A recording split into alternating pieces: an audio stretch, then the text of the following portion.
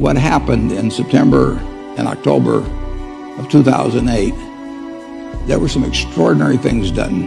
The Federal Reserve poured $85 billion into AIG, and if they hadn't, our world would be very different.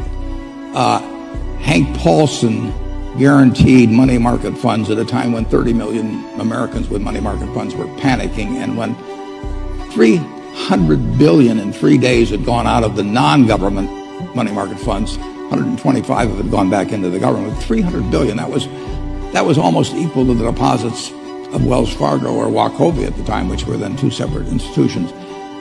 Both of those authorities have essentially been taken.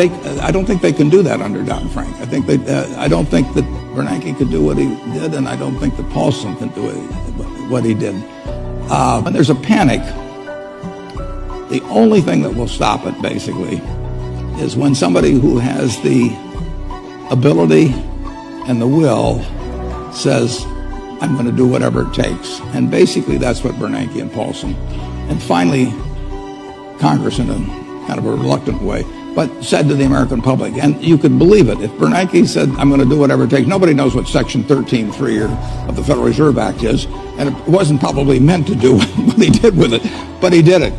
And the same way with they call it the Exchange Stabilization Fund of the Treasury. It was enacted back in 1934. Nobody dreamt it would be used to take care of money market funds. But you had these strong characters who had the ability to print money in the case of Bernanke, and they said, we're going to do whatever it takes, and the president was behind them. That is the way you end a real panic. And I worry actually that Congress doesn't like to give anybody that much authority.